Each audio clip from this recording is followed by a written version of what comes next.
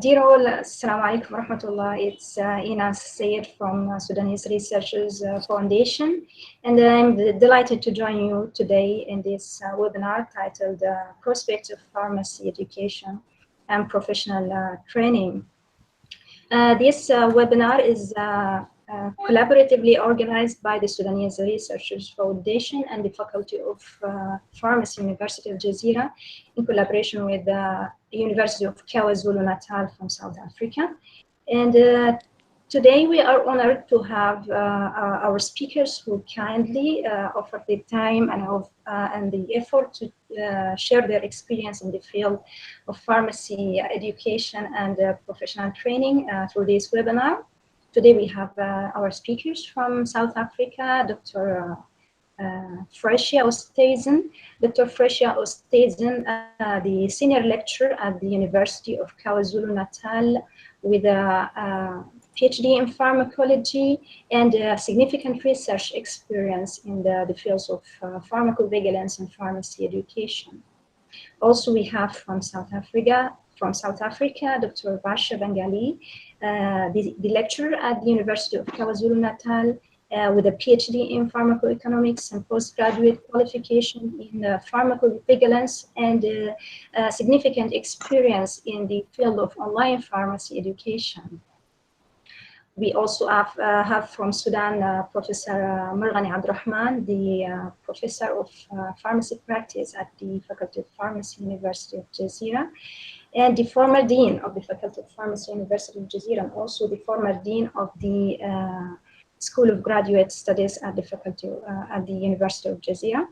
And from University of Khartoum, we are honored to have Professor Majdi Al-Hussein, the professor of medicinal chemistry and the former vice president of the Pharmacy Specialization Board of the Sudan Medical Specialization Board. And the last but not the least, we have Dr. Sarah Haidar Tijani, the director of the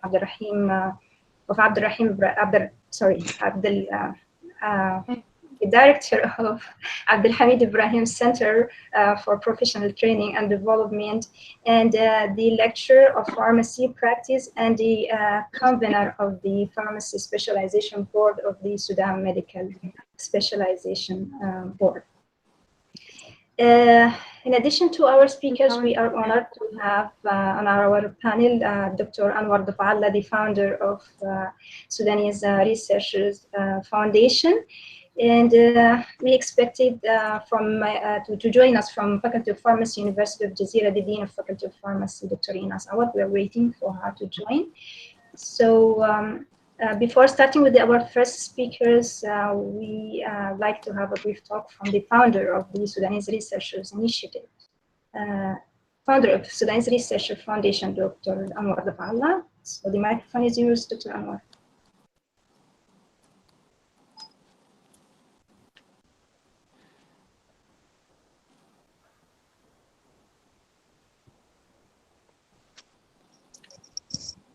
Hello, I suppose it's my turn to talk. Can you hear me? Okay.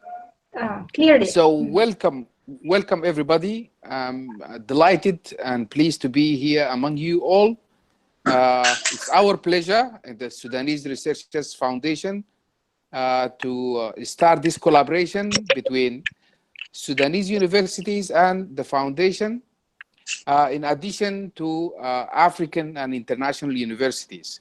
The Sudanese Researchers Foundation addresses the absence of dedicated Sudanese platforms, focusing on capacity building, knowledge sharing, and research dissemination in a blended, continuous educational model. In this context, we provide the common platform for interaction between Sudanese learners and researchers to establish and drive the momentum of research and education in Sudan. Sudanese Researchers Foundation serves as a bridge to link Sudanese undergraduate and postgraduates with the expertise and competency of Sudanese researchers worldwide. Our vision is to equip the Sudanese science beat up to international standards by acquisition of core research competencies and academic soft skills. In that regard, we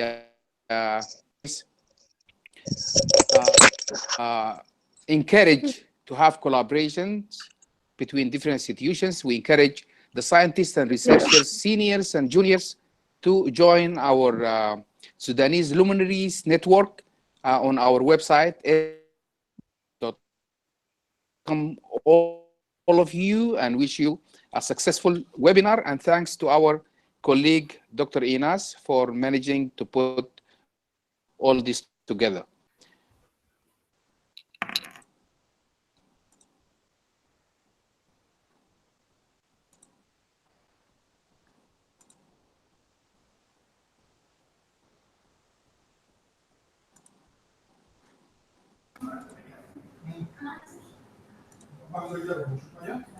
Thank you, Dr. Anwar. And maybe we should kindly ask the other speakers to mute their microphone while not speaking, so that to avoid the noise while the others might speaking. And we will start now with our first speaker, Dr. Varsha Bengali. Dr. Varsha. Hey, hi, everybody. So yes, I'm not sure how clear I'm try.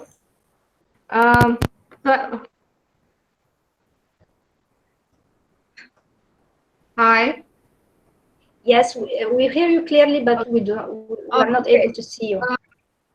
Okay. Hi, Ines. Thank you so much for organizing this.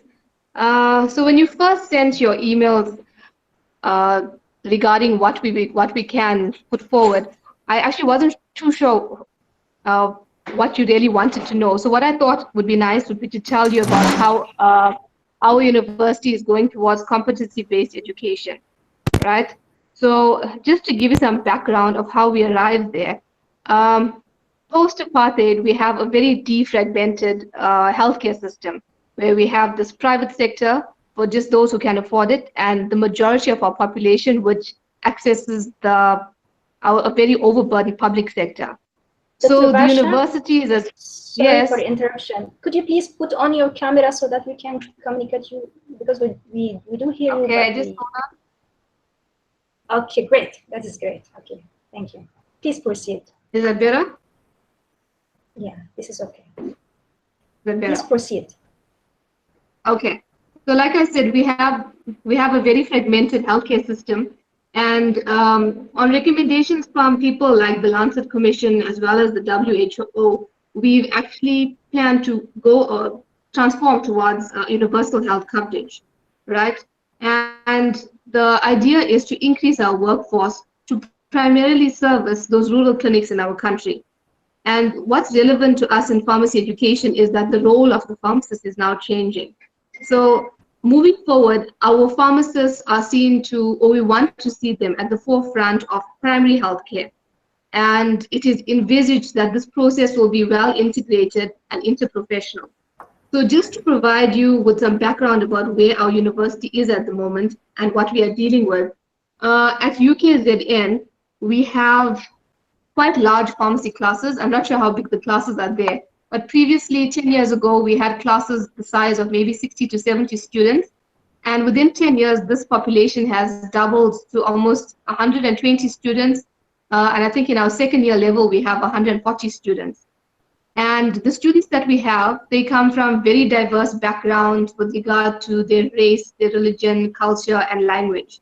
So the problem with education at UKZN, especially pharmacy, is that traditionally the curriculum has been a very scientific curriculum, which has been academic-centered, content-driven, and traditionally very didactic. And we have seen that these do not align to the country's health imperatives. And this has come through in previous years as we have gotten stakeholder feedback from our South African Pharmacy Council, from our previous students, and even the preceptors that we use for externships that we send our students to. And we're finding that our health education is not in line with the imperatives of our country. They're not serving the social needs of the population that our students are going out to deliver services to. So what we've done in 2014, as a discipline and as a college, we decided to rectify our curriculum, which has been very fragmented and outdated till now. So we took our lead from papers such as the Lancet Commission of Global Imperatives for Health Professional Education. And what we found that our problem is inherently systemic and similar to the problem outlined in the Lancet Commission, in that our health challenges in South Africa have outpaced our curriculum reform. We have a very fragmented, outdated, static curriculum, which has resulted in basically ill-equipped health graduates. There's a mismatch between our competencies and the patient population that our students service. We have poor teamwork. We have a narrow technical focus with contextual understanding, and our students do not have sufficient exposure. There's just episodic encounters that they do have with patients throughout the 4 years. And thus far, we've been very hospice-centric as opposed to being primary healthcare based. So identifying these challenges as a college and as a discipline, we decided to undertake a situational analysis to determine what we are doing right and who is doing what right, and how can we move forward into a competency-based framework, which has been, which effectively means that it is an outcome-based form of education. I'm not sure the other. Okay, so just for quickly, the definition that we use for competency-based education was a habitual and judicious use of communication, knowledge, and technical skills, clinical reasoning, emotions, values, and reflections in daily practice for the benefit of the individuals and the community being served. And the difference between, or the three most important facets of competency-based education from our traditional model is that, firstly, it aligns to the specific needs of our population, so something very South African, so our graduates can perform the roles that they need to perform for our system of education. Secondly, the curriculum designs and learning experiences to produce the requisite knowledge, values, and skills in the learners to achieve the desired competencies, and finally to how to go about best in assessing these competencies. So to conduct our situational analysis, what we had done was, the first thing that we looked at various competency-based frameworks, and the one that we chose was the CanMed system, which was used to develop the skills that physicians would require to best service their patients. And we adapted it throughout the college so that it is more refined for all healthcare professionals and for South Africans. And the competencies that we found favorable to focus on were our students to be health advocates, communicators, leaders and managers, collaborators, researchers and scholars, and very importantly, professionals. So our first phase that we did, we spearheaded a team where a group of us got together. We developed a research proposal. Once ethical approval had been obtained, we had then set out to undertake both focus group discussions and quantitative questionnaires to try and determine which of these competencies are currently being taught, what depth are they being engaged with, and how are they being assessed. And the point of this was to try and determine who in the college is doing it correctly and how we can now, going forward, teach these competencies interprofessionally. What we found was that each discipline may have been teaching some of these competencies, but at varying levels, and at different depths. And some of them were doing it correctly, some of them were not engaging much with certain of them. And unfortunately, we found that pharmacy from all the disciplines was actually lagging behind. And on discussion with other academics in our discipline, we found that the reason this probably was because we weren't as clinically involved with our patients as the other disciplines such as physiotherapy and occupational therapy were. So we thought as a discipline, we need to start increasing our engagement with our community and with our patients. So phase 3, what we had done was, after identifying who is doing what correctly and how we could learn from each discipline, we decided to just spearhead 3 of the competencies throughout the college. And the ones that we identified was communication, advocacy, and leadership. And our plan is to develop them, as we said, interprofessionally. So where we are now is that we have developed a decentralized platform. It's actually pharmacy that has joined. We plan to join next year. But what is happening is that we now have blocks, rural blocks, where students go out into specific hospitals and they stay with the community in the hospitals for periods of 4 weeks.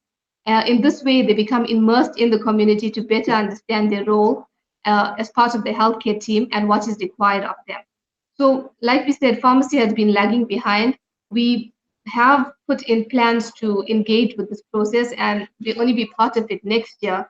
But what it is hoped is that if we do these things interprofessionally, we can develop our competencies interprofessionally and holistically, which is important for us moving forward towards universal health coverage, particularly with regard to primary healthcare. So I'm going to stop there. It's a very short talk, but it was more to present on where we are, what we are doing, and maybe to learn from you guys if anything similar has been put in process. Yeah, just as a discussion point. I'm going to stop there.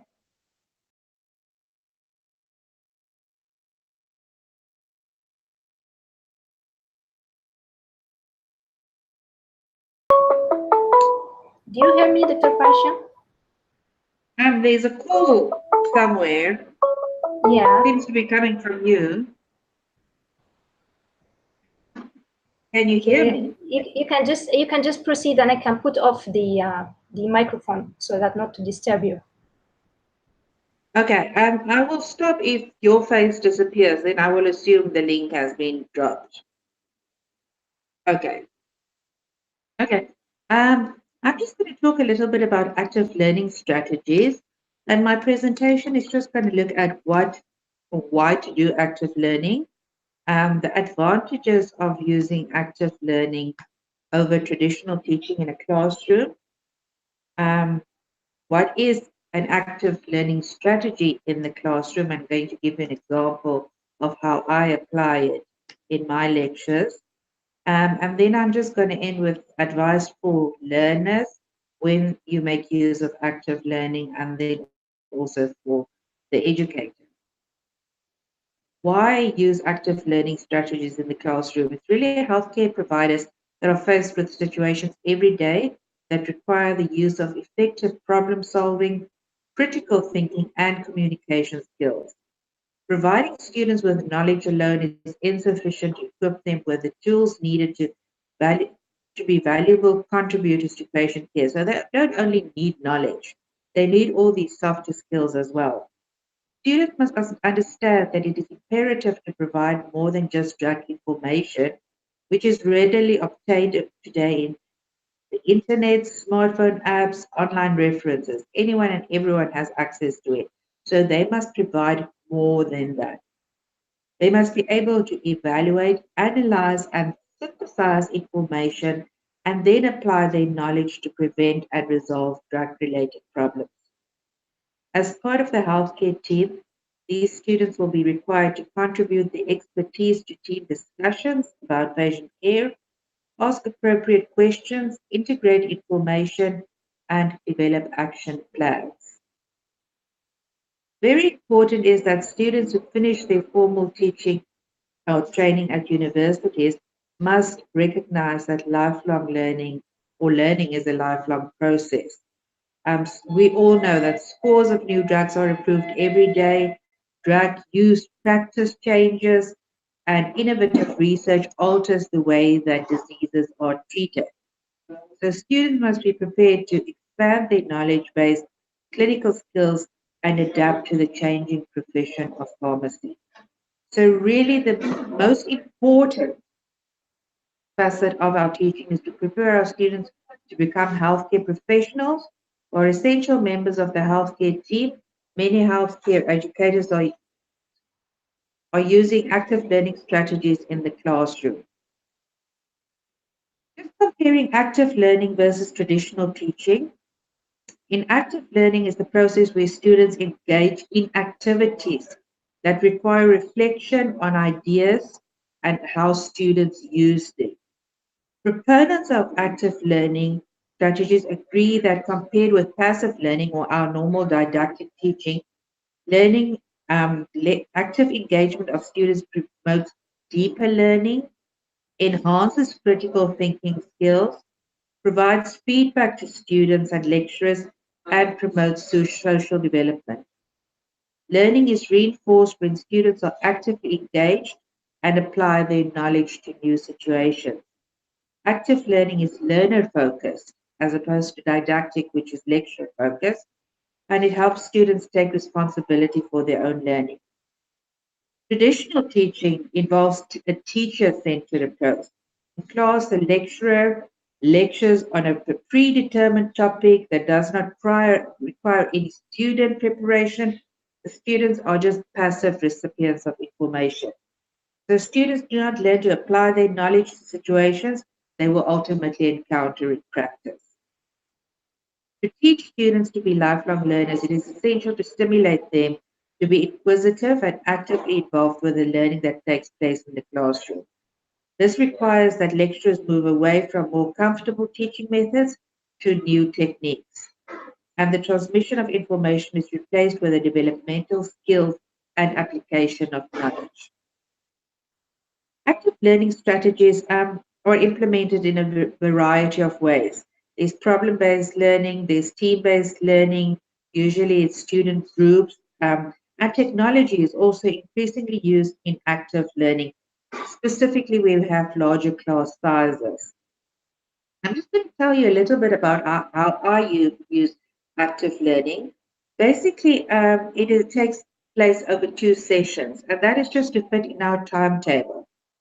A session is about 90 minutes long. It's a normal two lecture periods of 45 minutes each.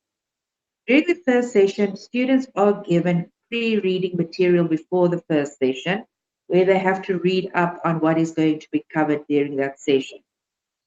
In that session, a case is given to the students on that week's specific topic. I teach pharmacology, so it can be a disease state or it can be a drug group.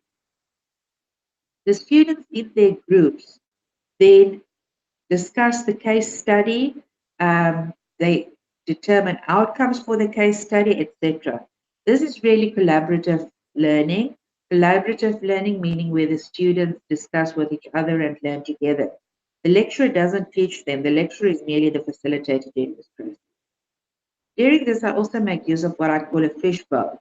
It's just if students have questions, they can write it down on a piece of paper, put it in a box. I will then look at the papers and address these queries in the next session if the answers does not come from the students themselves. In the following session, as a class, there's a discussion on the case studies. Case studies where questions have not been addressed will then be, from the fishbowl, will then be answered. Then following the case studies, there is what I call a think, pair, share. Now, think, pair, share is really where students sit together in groups of 2 or 3, and they discuss just what have occurred. They discuss the feedback of the case studies, they discuss it amongst themselves, clarify it to their friends, to themselves, etc. At the end of the lecture is summarized, and I inform them what the next session will be about and tell them what the pre-reading material is for the next session. So basically, this strategy that I use makes use of collaborative learning. Collaborative learning is where students are randomly assigned to groups of 4 or 6. That is where they discuss the case study. They are given a patient case. It's discussed by the group, and the lecturer is a facilitator in this discussion. The students actively participate, they identify the problems, and they come up with a resolution to the problem. This helps with development of skills in teamwork, interdependency, and communication. The group discussion helps students formulate opinions and recommendations, clarify ideas, and develop new strategies for clinical problem solving. These are essential skills for lifelong learning and will be used by students throughout their careers. After we have given, sorry, I just want to close the door. It was open and people were disturbing me. Sorry.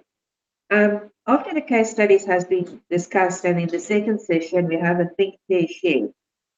And the think, pair, share is just when students quickly come together. We have had a group discussion over the questions, and they sit and they individually think in groups of two for about 2 to 5 minutes about what we have discussed. They share their ideas with their friend next to them.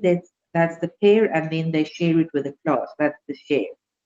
Um, so by sharing ideas with a partner first, students are kept on task and have more intimate discussion to work out problems before sharing with others. This proves immediate feedback and can lead to a productive class discussion. And just the fishbowl. Fishbowl students are asked to write questions related to the lecture topic for discussion at the end of the session or at the beginning of the next session. The lecturer then takes out several of these questions and discuss it in the class. And a lot of the answers will already have come from the class discussion. So it's not necessarily that you have to also go through all the questions. Promote active listening after one student has asked a question. Sometimes other students are also asked if they agree with the answer or why would they agree or why would they disagree. Advice for students when you want to engage on active learning is that they must come prepared to a class. If they don't come prepared to a class, meaning they haven't done their pre-reading, it will be very difficult for them to participate in the case study. They must seek to understand versus memorize. Understanding is more important than memorizing, especially going further into lifelong learning. And they must take active role in the learning process. They can't just be passive and think that they will learn anything during the process. For lecturers, some advice for lecturers who want to engage on active learning. Um, the students must be aware of what the course expectations are. So what is expected from the individual students. It's also consider slowly implementing a change in the classroom so that students aren't just faced with a change from day one to day two. And different techniques might be considered to ensure that there are a maximum student discussion in the class. Students must be prepared for group learning, so they must know what is expected from the group learning exercise. And you must have a plan of how you are going to implement it, what you're going to do in the classroom. And you must also stick to it because the moment you start deviating from it, it's very difficult to control and to reach your lecture outcomes. So basically, just in conclusion, I want to say that the use of active learning strategies will enhance the development of essential skills necessary to practice in any setting, that is community, ambulatory care, health systems, long-term care, managed care, pharmaceutical industry. The role of the healthcare professional is constantly changing. Thus, it is important for students to acquire the knowledge, skills, and attitude to develop lifetime skills required for continued learning. Lecturers who incorporate active learning into the class facilitating the development of lifelong learners who will be able to adapt to change that occurs in their institution. Thank you very much. Thank you, Inaz. Thank you, Dr. Oosthuizen. And until we have Dr. Sarah joining us, I just have two questions, one for you and one for Dr. Varsh Bengali. Okay, about your presentation, you just speak about like some sort of unclassic method of teaching or new method of teaching. Okay, so for other academicians, how can you know that everyone can come with novel measures. How can you tell that this measure is valid or not? So you are using a specific measure. Strategies that I have indicated to you, the collaborative learning, the fishbowl, and the think, pair, share are not my own ideas. I have read that up from articles, from research that has been done. The way maybe that I implemented them in terms of the collaborative learning comes first, the fishbowl is part of it, and then it ends with the think, pair, share. That is the way that I have found it to work for me and how I implemented it. But the techniques, they are techniques that are well described in literature. So this is my point. For me, is to be aware about such novel techniques and such valid techniques. What is needed for academician to be qualified and to be aware about such measures? Is there some sort of education or training? Well, at our university, we do have higher education training, but where I have learned all of these things was by attending specifically health education conferences, because the health education conferences specifically cater for the kind of teaching we do in health sciences. Normal education conferences won't assist me. So I specifically attend health education conferences, and there is a South African Association for Health Educationalists. They host a conference annually in South Africa, and you get really, really valuable ideas from them. And conference attendance is just the easiest way for me to get these ideas. Obviously, you can start reading up on it, but that's sometimes a little bit more difficult. But attending these conferences, but as I said, not a normal higher education conference, specifically health sciences education. So for academician who is working in the field of pharmacy education, there is certain specific conferences conferences Yes. or courses that needed to be attended. Courses are generally higher education. They're not specifically aimed at pharmacy, but conferences are definitely. Sorry, I'm going to and I ask can see the guys from Faculty of Pharmacy, University of Gezira, could you please close your mic because of the noise? Could you please close your mic? Because we have the guys from the Faculty of Pharmacy, University of Gezira joining us, thankfully. So, sorry, Dr. Frasia, please proceed. I mean, I could let you know of the conferences that I'm aware of.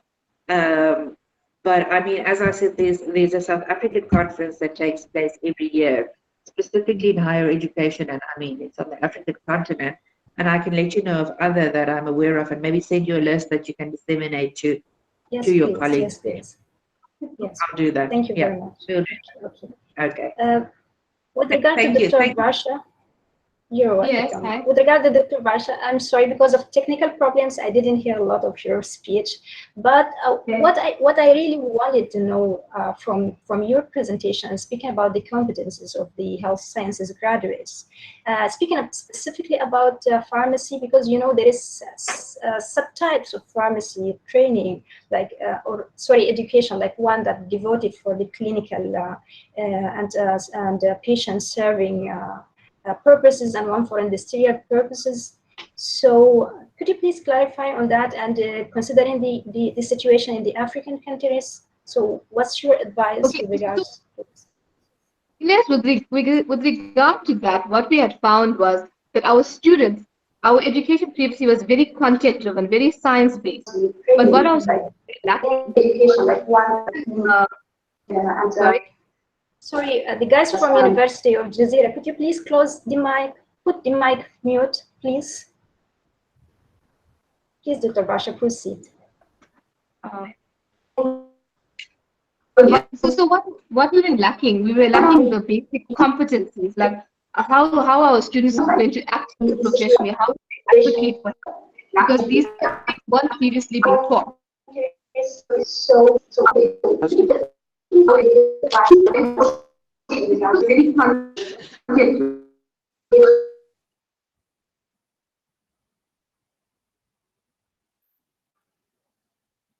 Hi.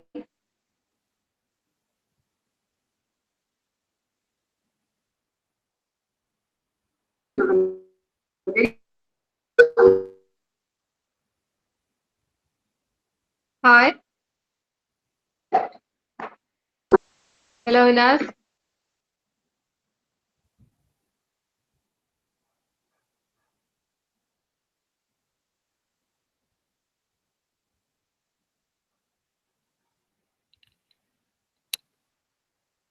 Hi, Inas. Can you hear me?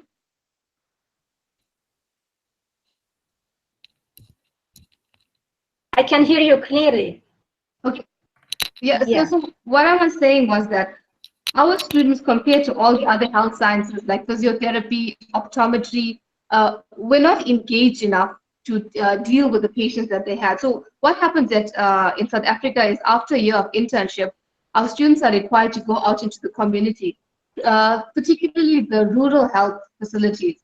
And our students were, comparatively to these other health sciences, lagging in the professionalism for what, for example, their communication skills, advocacy. So basically competencies, not the content or their learned knowledge regarding pharmacy, not the medical content, but more the biosocial model that they lacked. So that is what we wanted to emphasize in our curriculum going forward. So we found that because we were doing it so poorly compared to everyone else, we decided to do that situational analysis so that we could what they are doing and how we can incorporate it and how our students can now learn from other healthcare professionals and students.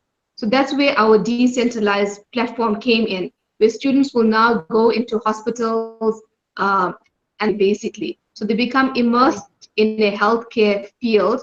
For at the moment, it's just a week for pharmacy students, but we hope to moving forward for that time to be longer. So they will learn what's their role in the healthcare system and how patients' needs differ from the textbooks that they learn or from the content knowledge that they have. Because what you teach in the textbook is a lot of it is also very Western, but it's not. It doesn't serve a South African population and our needs. So, what the measures that you use? What's the measures that what the measures that you use so that to make sure that the type of education that you produce to your students is actually matching the community and the society needs? What measures that you use? I'm not getting the question properly. What are you trying to ask? Do you how you can tell that the type of or how you can decide on the type of education that you produce to your students will match the needs of the community? Is there specific measures like studies or analysis or so that you can detect? Yeah. Okay, so like I said, we've identified the candidates' competencies, which we want to use in our curriculum. We haven't yet measured the outcomes of it yet because we're still in the early stages of the process. Because something like this, I would think, would take maybe as long as a decade, because you would have to identify what you need, implement it, and then assess it.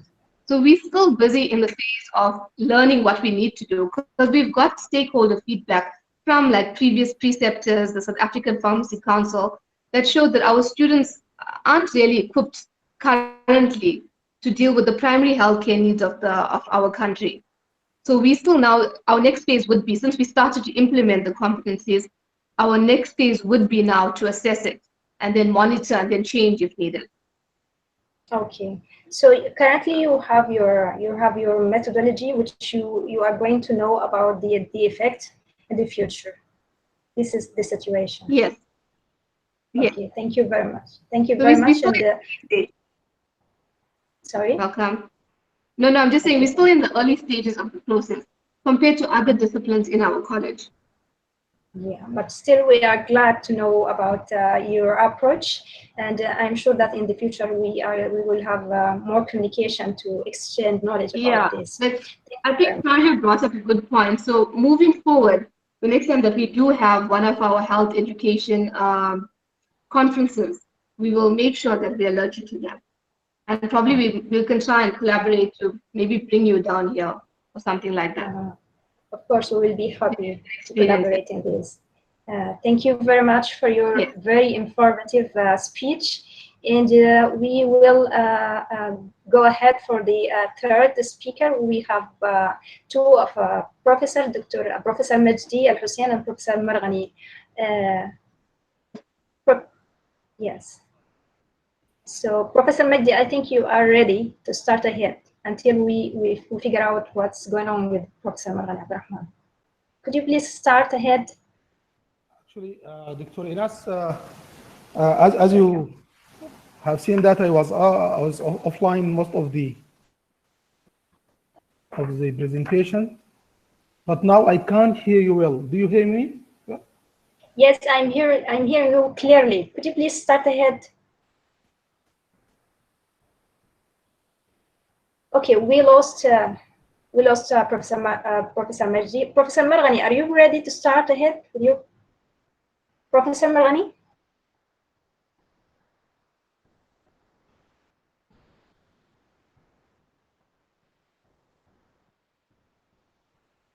Professor Marghani Abdurrahman?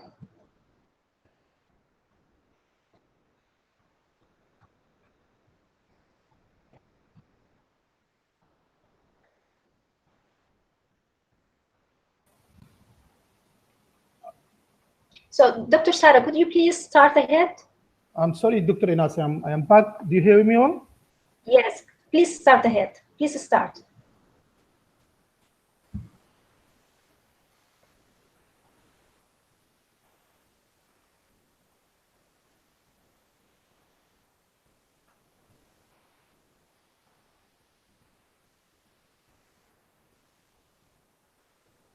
Could you please start ahead, Professor Majdi? Or Dr. Sarah? Whoever is ready, could you please start?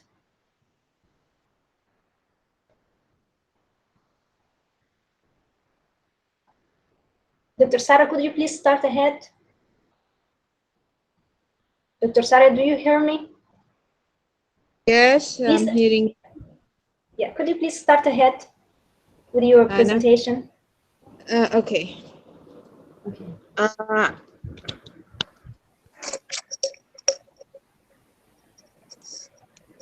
Okay.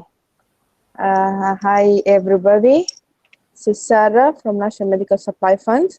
This is my job title, and I am dedicated to be a convener or secretary of Pharmacy Specialization Board in Sudan Medical Specialization Board, and I'm by original clinical pharmacist. Interested in the area of rational medicine use and training.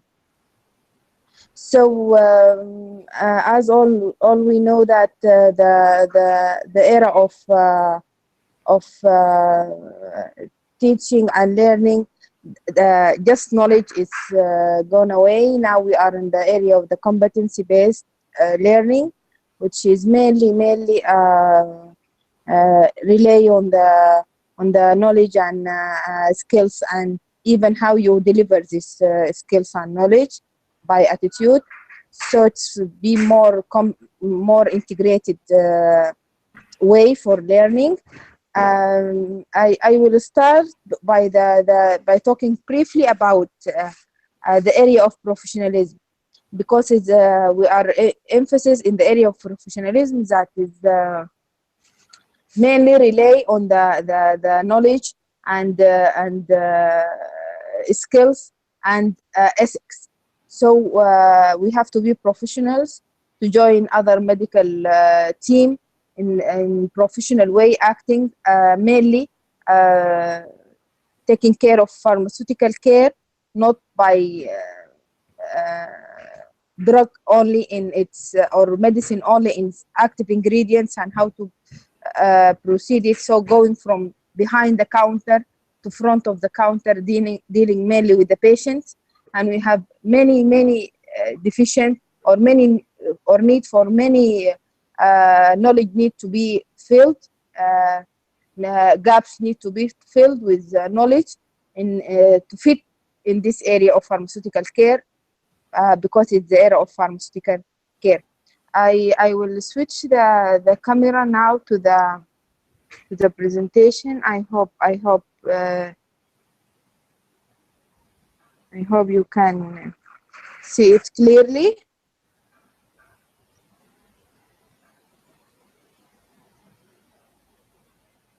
I don't know how the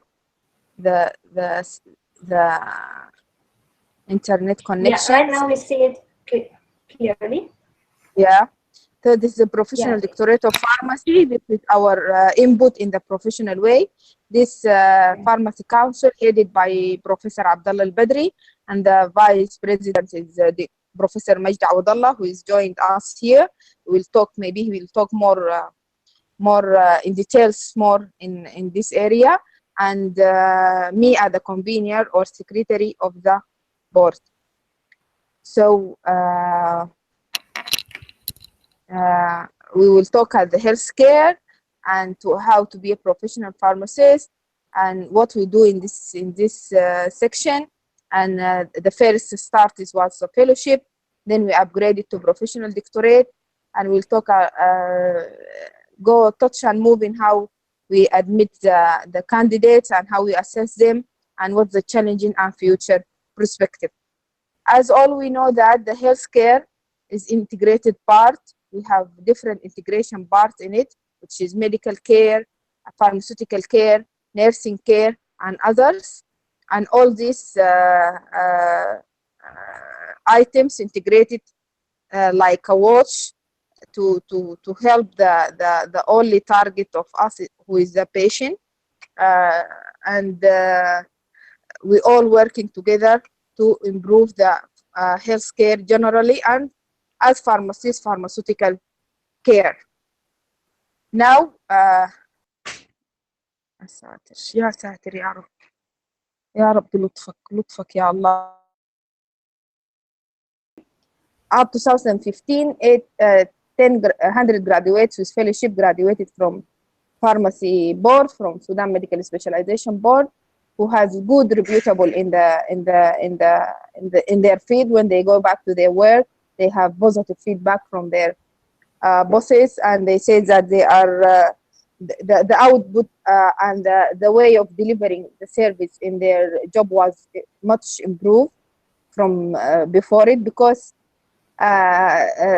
to be honest, that the first batches has good experience. So, but they need the knowledge background and a little training in their area to upgrade their outcomes. And then a professional doctorate that need us to be to make a professional upgrade the fellowship to professional doctorates, because the feedback from their institute was higher than just fellowship, and the nature of the degree itself, because it's contain modules, knowledge, or in doses of modules, and training and research. And the common content of the fellowship is just training. It's just training. So or training and research. But we have teaching or knowledge those in modules for 3 semesters. So the most suitable description of such degree is the professional doctorate, and it have 2 tracks, either from baccalaureate and or a master degree. We assess them by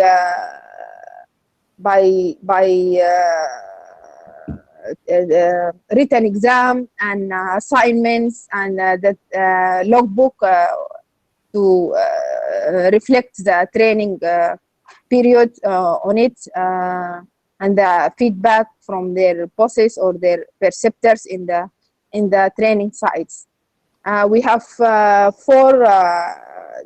professional doctorates, one in clinical pharmacy, other in professional doctorate on hospital pharmacy, quality assurance, and management of pharmaceutical service.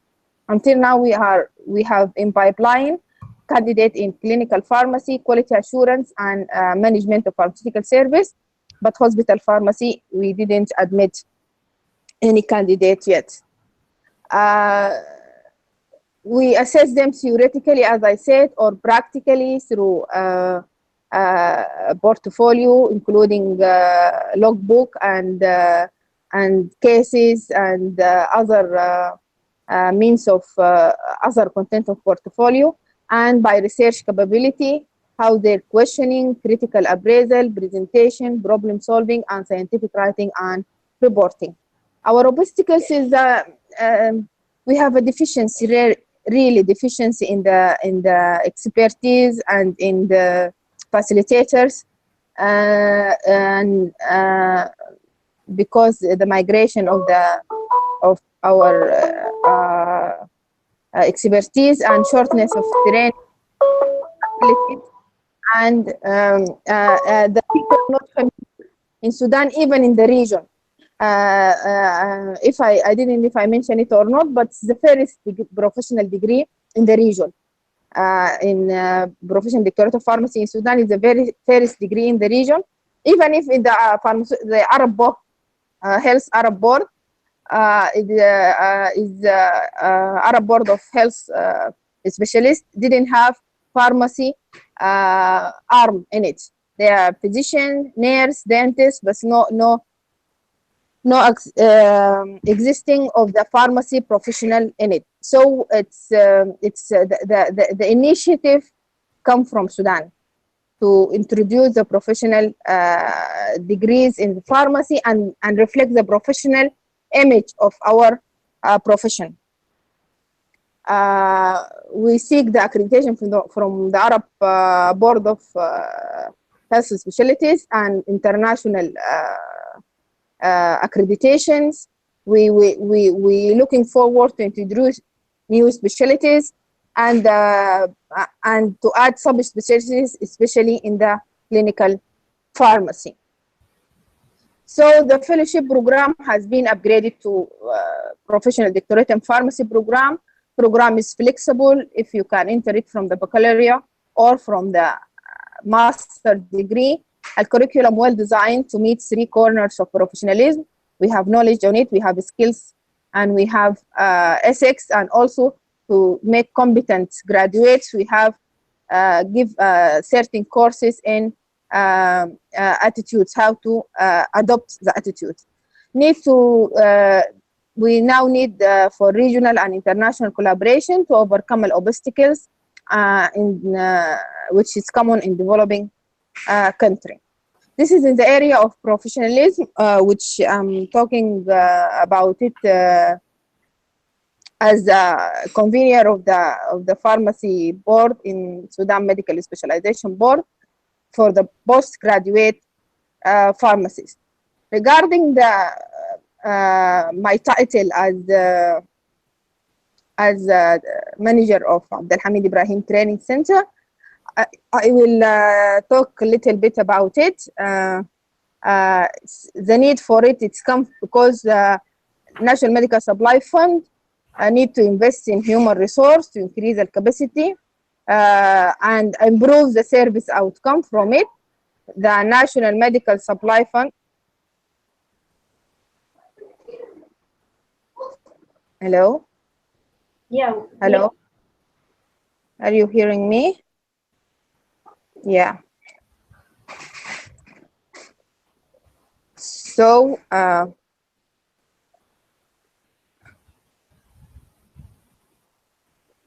hello? Hello? Hello? Hello?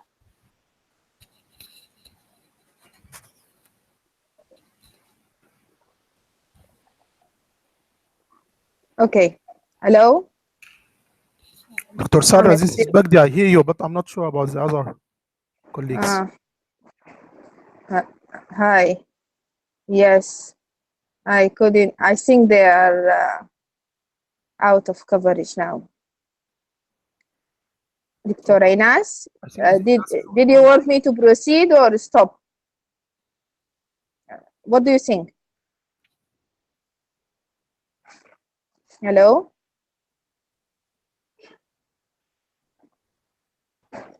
Hello? Hello? Yeah? I do hear you clearly. Please proceed. I just muted my microphone not to disturb you. Okay. Okay, no problem. Okay. In the same area of increasing the professionality of the pharmacists and health team as general, National Medical Supply Fund taking care of the improving the capacity building and invest in HR to increase the capacity for expected service outcomes. Support developing partners. They take it from the human resource strategy and and training strategy from 2017 and 2020 until 2021 by the funding from the People That Deliver, which is reputable organizations in supply chain. National Medical Supply Fund based on the health sector strategy plan for human resource for the same period. National Medical Supply Fund adopt different types of building model, such as internal and external training, on-site job training, long-term technical assistance, and participation in local and international events to exchange the experiences.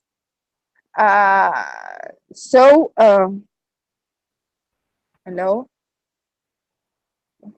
Internet is. Hello. Dr. Sarah, we do hear you clearly. Please proceed. Okay.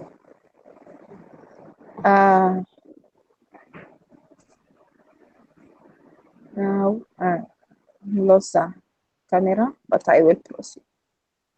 Yes, okay. Please.